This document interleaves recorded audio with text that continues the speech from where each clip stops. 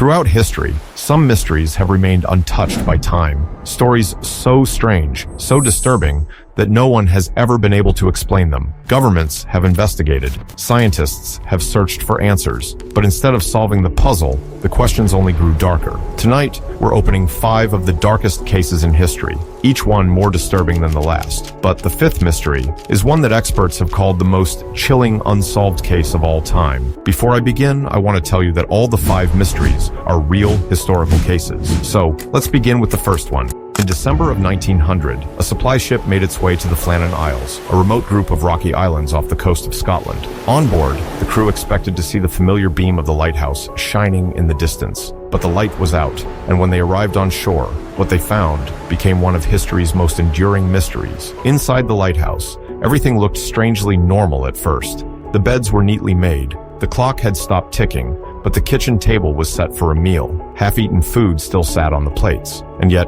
the 3 lighthouse keepers, Thomas Marshall, James Duckett, and Donald MacArthur, were nowhere to be found. The logbook gave strange clues. One entry described a terrible storm, with massive waves crashing against the tower. Another spoke of one keeper unusually quiet, and another reduced to tears. But weather records later revealed something strange. On the very days those notes were written, no such storm had been reported in the area. The final entry read simply, "Storm ended. Sea calm. God is over all." After that, silence. Investigators searched the island. They found a single set of oilskins missing, the heavy coat a keeper would wear outside in storms, suggesting only one man had gone out.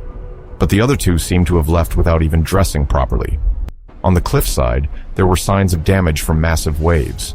The official theory was that one man went outside to check the damage, and the other 2 followed to help, only to be swept away together. But there are problems with this idea.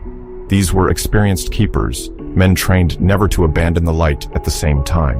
Why would all 3 risk their lives at once? And why did the logbook describe a storm that apparently never existed? Over the years, rumors grew. Some whispered that they were taken by sea spirits, dragged into the ocean by forces unseen. Others said one man killed the others and fled, though no boat was ever missing. A few even claimed they were abducted by something not of this earth. More than a century later, the Flannan Isles lighthouse still stands, automated now, no keepers needed. But the mystery remains. 3 men vanished from a locked lighthouse, leaving behind only silence, unfinished meals, and a chilling question. What really happened to the keepers of the Flannan Isles? Secant 1 starts on the morning of December 1st, 1948. A man's body was discovered lying on Somerton Beach in Adelaide, Australia. He looked peaceful, almost as if he had simply fallen asleep on the sand. His head rested against the seawall, his legs crossed, and he wore a clean suit with polished shoes.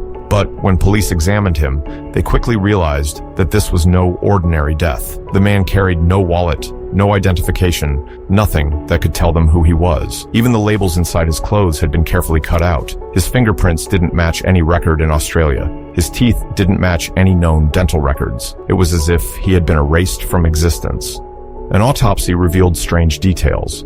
His organs were congested, and his spleen was 3 times its normal size. The doctors suspected poison, but no trace of it was ever found.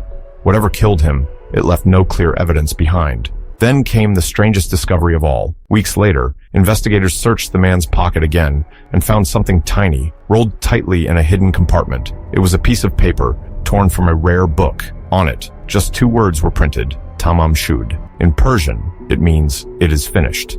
Police tracked down the book it came from, the Rubaiyat of Omar Khayyam. The copy had been tossed into a stranger's car near the beach. Inside, they found a sequence of strange letters written faintly in pencil, like some kind of code. To this day, no one has ever cracked it. The case only grew stranger when detectives discovered a link to a woman named Jessica Thompson. She lived just a short distance from the beach, and when shown a plaster cast of the dead man's face, she nearly fainted. But she claimed not to know him. Some believed she was lying. Others suggested the man may have been a spy, killed during the early years of the Cold War. Over the decades, theories multiplied. Was he a secret agent poisoned by rivals, a jilted lover who took his own life, or a wanderer with a story too dangerous to be told? Even DNA testing in recent years has only deepened the mystery. Some evidence points to a man named Carl Webb, but no one knows for certain how his story ended on that lonely Australian beach, with a hidden code in his pocket and a haunting message. it is finished. And yet, the truth has never been uncovered. Who was the Somerton Man? And why did someone try so hard to erase his identity from the world? Now, jump into the third one. In the frozen wilderness of the Ural Mountains in Russia, 9 experienced hikers set out on an expedition in January of 1959. They were young, skilled, and well-prepared for the icy journey ahead. Their leader, Igor Dyatlov, was determined to reach a remote mountain pass that would later bear his name. But what began as an ordinary trek into the snow turned into one of the most terrifying unsolved mysteries of the 20th century. Weeks later, rescuers searching for the missing group discovered their campsite. The hiker's tent was still standing, but something was horribly wrong. The tent had been slashed open from the inside, as if the group had cut their way out in a desperate rush. Inside, their boots, coats, and belongings were left behind, untouched. Whatever drove them out into the snow, they had fled half-dressed into freezing temperatures of minus 30 degrees Celsius. The bodies were found scattered across the mountainside. Some lay beneath shallow snow, frozen where they fell. Others were discovered further away, near the tree line. The first 2 bodies were nearly naked, lying by the remains of a small fire, as if they had tried to keep warm. 3 more were found in positions suggesting they were crawling back toward the tent.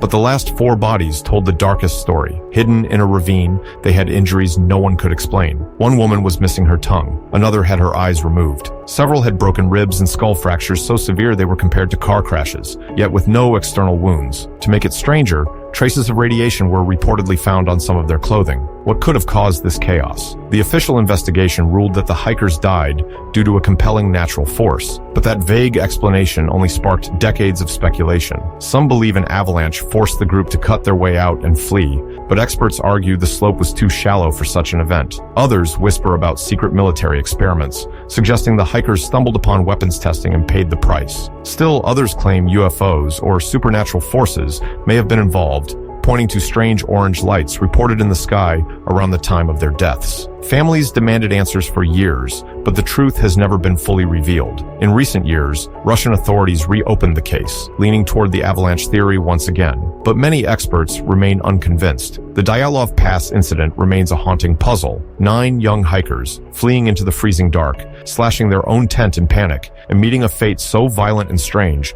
that even now, more than 60 years later, no one can truly explain it. What terror came for them that night in the Ural Mountains? And why did they run barefoot into certain death? Okay, the fourth one. Locked away in the archives of Yale University is a book that no one on Earth can read. A book that has haunted historians, cryptographers, and scientists for more than 500 years. It is known as the Voynich Manuscript, and it may be the strangest book ever created. The manuscript is small, just over 200 pages, written on parchment, but its contents are unlike anything else in history. The pages are covered in strange symbols and words that belong to no known language. The handwriting looks neat and deliberate, as if someone wrote it with purpose, but the alphabet is completely unknown. For centuries, no one has been able to decode even a single sentence, but the words are only half the mystery. Surrounding the text are bizarre illustrations. Some pages show plants that don't exist anywhere on Earth, leaves, roots, and flowers that appear otherworldly. Other pages depict star charts, moons, and constellations that don't match our night sky. Even stranger, some drawings show human figures, tiny naked women bathing in green pools of liquid, connected by a network of strange pipes. What was the author trying to say? The manuscript is named after Wilfrid Voynich, a rare book dealer who purchased it in 1912. But analysis shows it was written much earlier, sometime in the early 1400s, during the Italian Renaissance. Even back then, no one seemed to know its origin. Letters from the 1600s describe scholars trying and failing to decode its contents. Over the centuries, some of the world's best codebreakers have attempted to solve the puzzle. During World War II, American and British intelligence experts who cracked enemy codes tried their skills on the manuscript. They failed. Modern computer algorithms have been run against the text. Still, no results. Some suggest it's written in a cipher, a secret code that hides its meaning. Others believe it may be an elaborate hoax, created to fool wealthy collectors. But the patterns in the writing suggest otherwise. The text has the rhythm and structure of a real language. It follows rules, repetition, and complexity that random nonsense would not. Whoever created it wasn't scribbling nonsense. They were writing something very real. Theories about the manuscript range from the scientific to the supernatural. Some claim it is a lost medical text, written in a forgotten tongue. Others argue it is a guide to alchemy or astrology, filled with secret knowledge. And then there are those who believe it may not be human at all. perhaps a message from another world, written in a language we cannot yet understand. To this day, the Voynich Manuscript remains undeciphered. No one knows who wrote it, what it says, or why it was created. It sits in a locked vault, silent, waiting for someone to finally unlock its secrets. But until that day comes, the Voynich Manuscript remains what it has always been: a book with no meaning, a riddle with no answer, and a haunting reminder that not every mystery can be solved. Now here is final one. On November 24th, 1971, the day before Thanksgiving, a quiet man in a dark suit and tie boarded Northwest Orient Flight 305 in Portland, Oregon. He was described as polite, calm, and ordinary. He gave his name as Dan Cooper, but the world would remember him as D.B. Cooper, the man who pulled off the only unsolved skyjacking in history. Shortly after takeoff, Cooper handed a note to the flight attendant. At first, she thought it was just a phone number, but when she opened it, the message froze her in place. Cooper had a bomb. In his briefcase, he revealed wires and red sticks. His demand was simple: $200,000 in cash and 4 parachutes. The plane circled while authorities scrambled to meet his demands. When the aircraft finally landed in Seattle, Cooper released the passengers, but kept the crew on board. The ransom money and parachutes were delivered, and the plane took off again, heading south toward Mexico City. But Cooper had other plans. Somewhere over the forests of Washington state, he ordered the crew into the cockpit. Then, in the stormy night sky, he lowered the rear stairs of the plane and jumped, vanishing into darkness, carrying the ransom strapped to his body. When the FBI searched the area, they found nothing. No parachute, no body, no sign of Cooper. It was as if he had disappeared into thin air. For years, investigators scoured rivers, forests, and mountains. They interviewed suspects, checked fingerprints, and followed countless leads. But the man known as D.B. Cooper was never found.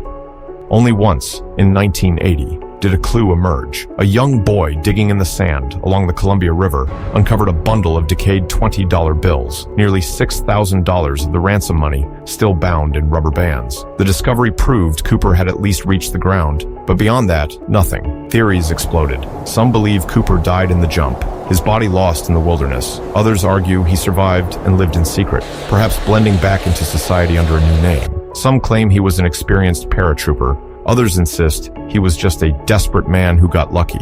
The FBI pursued the case for more than 4 decades, chasing suspects from military veterans to escaped convicts, but never with enough evidence to close the file. In 2016, the Bureau officially suspended the investigation, leaving Cooper's fate as one of the greatest unsolved mysteries in American history. Who was D.B. Cooper? A professional who outsmarted the FBI, or a reckless dreamer whose daring leap ended in the wilderness? No one knows for sure. What we do know is this: on that stormy night in 1971, one man vanished into the clouds and into legend, leaving behind nothing but questions, rumors, and the echo of his impossible escape.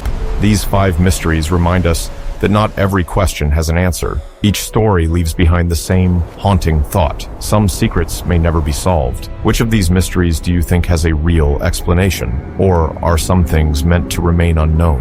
This is The Midnight Archive. Subscribe now for more chilling stories every Wednesday and Saturday. And if you're brave enough, watch our next video: The Creepiest Things Found in the Ocean.